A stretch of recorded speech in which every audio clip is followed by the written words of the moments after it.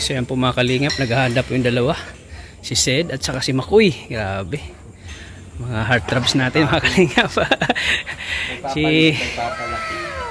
Ano, ikaw Sed, anong purpose mo? Bakit ka nag-gym?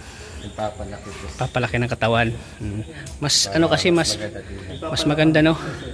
Mas ano kasi mas may dating pag macho, no?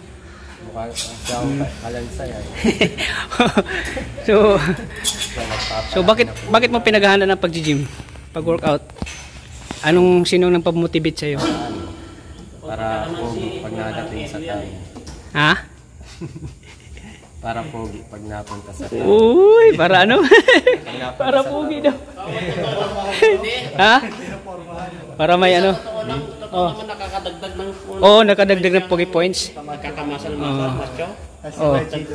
Kadagdag ng pogi points ano? Nakapagpabata pa. Nakapagpabata, oh.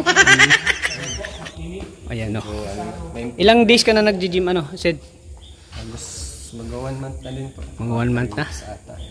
Pero nakikita ko na yun. Pero mayroon na. Mayroon na? Kakalaman na? Ngayon may dibdib na unti.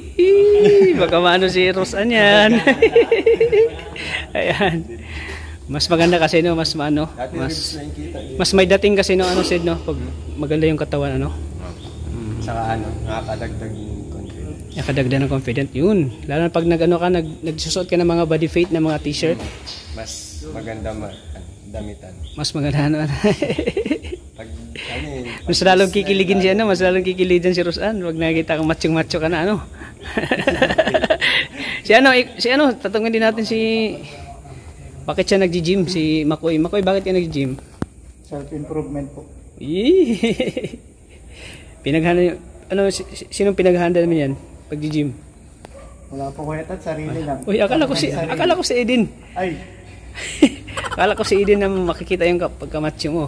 Po. Wala, hindi naman. Parang nawalan ng pag-asa. Ha? Parang nawalan ng pag-asa. Grabe, no? Ayan, nagsama po silang dalawa. Oh. Ayan, no? Maganda kasi pag ano, pag nag-gym ka, talagang ma-refresh yung ano mo, yung mindset mo, wala yung stress mo. Isa nakakatulong pag gym, nakakawala ng stress, nakakatanggal ng stress. At siyempre nakakatulong sa ano natin, healthy lifestyle baga. Ayan, nahirapan si Starax. Ang bigat kasi ni Starax eh. Ang bigat ni Starax eh. Mga 80 kilos na si Starax eh.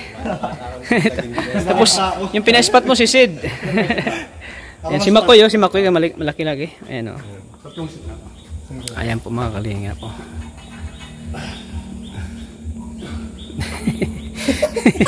Ang bigat ni Starax oh. Ay, grabe oh. Nakasiksi kuya. Ayan. At si Makoy, malaki-laki na ng katawan ni Makoy oh. Matagal ka na nag-gym, Makoy? Bago lang. 1 month pa lang po. 1 month pa lang. Nagpabawas. Bakit ka na-inspire mag-gym? Sinong ano mo?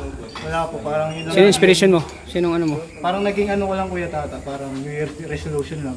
New Year resolution. Fitness. Fitness goal. Sa palas. Nakita ko nung nakaraan talagang lumalaki na ako, lumulubot ako. Oo. Kailangan ko magpapayat. Sige. Nalito na si Sid kung saan siya una. Anong program mo ngayon, Sid? Chest po. Bicep, tricep. Ayan. Kaso lang, may coach ka ba? Opo. Kaso lang wala siya ngayon, no? Wala siya ngayon. Si Coach Ralph. Ano na yung tawag sa leader na? So, hindi po ngayong 1 month ka pa lang, no, nag-gym? Almost lang po. 1 month. 1 month. Hindi po makita yung hindi po makita yung yung improvement na katawan mo. Siguro makikita mo yan pag na, mga 2 to 3 months. Yan, may makikita ka na. Basta ano ko lang sa'yo, tip ko lang sa'yo, lagi ka lang kumain ng mga protein. Opo. Mga protein na pagkain. More on protein, galing ng itlog, manok, yun yung kakain, no? Kasi yun ang, kumbaga, nakapagdagdag sa atin ng muscle. Para magkalaman. Pero ikaw, kailangan mo po nang magpabulki, yung magpapalaki. Papalaki ka kasi payat ka. More on kain muna. Para more on carb. Para Saka protein. oh, carb at saka protein pag Sasabayin. pwede mo yung pagsabayan yung carb at saka protein pwede. Ayan oh. Masaya daw pag biking eh. Oo. Pwede ka naman. Ayan. Oh, pag bulking ka kahit anong kainin mo, pag nagpapalaki ka pa, Ano tawag doon? Calorie surplus. oh, calorie surplus yan. Kasi nagpapalaki ka pa eh. Palaki. Pag malaki na, malungkot na. Ako kailangan ko calorie deficit. Bawas. Para umit. Oo. Yan. Kasi malaki na si Makoy. Oh. Kay Makoy na lang magpapalaki siya. Pagka-cuts. Cuts na lang. Bawas ka sa asin. Sabi ng grabe. Ayan. Nagpapaan. Walang lasang pagkain. Parang tayo. Grabe yung ano no, yung anong pinakuli natin ano, part 16 ba yun? Anong part na yun? Saan po? Yung pumunta tayo kanina. 27 or 8 po siguro. 27 no, part 27 no, grabe yung ano no. Ka-30 na. Lalong tumatagal yung si Dros, lalong pakilig ng pakilig eh. Tapos ang dami lalong nadagdagan yung supporters nila tol no. Grabe kasi. Tingin mo sa loob ng 6 months, buo nito? Oo. Basta mag-ano ka lang, protein lang palagi. Ayan, naghahanda po din si Starax para sasali din siya sa laro. Si Sid ang pinaghandaan niya yung maano yung siyempre pag nagtitiping kailangan maging ando siya. Maging At least mas presentable. mas presentable daw yung malaking katawan eh, no? Mas may dating kasi pag malaki yung katawan. Ang gawin mo lang, tiyaga lang talaga Sid. Tiyaga sa pag-gym. Patient, yan. Ano na din improvement na nakita. Kaya mas nakakagana. Kahit unti. Siyempre, nakikita mo yung katawan ni Kuya Rab, no? Nakaka-inspire, no? Nakakita mo. Lahat maganda. Oo. Tapos, makikita mo mga ibang nag-gym dito na malalaki yung katawan, no? Lalo kang may... Lalo kang... Nakitaan mo yung pag-asa ka pang. Oo. Lalo kang ma-inspire, no? Pag nakikita mo. Sige mo si Kuya Rab ngayon, no? Ganda na ng katawan ni Kuya Rab. Lalo pag gaganda yan si Kuya Rab kasi maglalaro yan. Maglalaro yan ng pisik. Sasali rin sa... Kami magsabay ni Kuya Rab. Sali kami sa pisik Naga.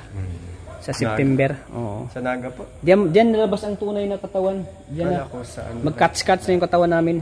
Cuts na. Wala na yung mga taba kasi more on training, more on diet, more on protein na kami. Kaso Tapos, walang lasa ng pagkain. walang lasa. Kailangan talaga disiplina sa kain. Parang lungkot naman yun, walang lasa yung pagkain. Kasi pag sumali ka sa sa yung competition na kailangan disiplina na sa kain. Oo. Kaya sa Arax, may makain sila na tas tatabihan ko sila kuya. Pero ang isa sa nagpapainggan niya si Rosan ba? Si Rosan ba yung nagpapaano sa'yo bakit ka nag-gym? Isang factor. Si Rosan. Ay grabe. Isang faktor din yun, no? Isang faktor. Mapasaya, oh. Grabe. Nakakilig naman kayo, no? Nakakilig kayo pag pinagbasta namin kayo na grabe, nag-uusap kayo ng ano. Siyempre yung Kerty Boys, andyan lang sa gilid, eh. Sabi daw po pag nandito daw po siya sa diet, mag-gym. Siya? Si Rosan? Oo, pwede yun. Layo pang Kasi hindi siya pwede makapag-gym kasi ang layo. Kung dito lang sa sentro, pwede siya mag-gym. isang pagod, mag-gym ka, pagod tas mauwi, mabiyahe kang tourist.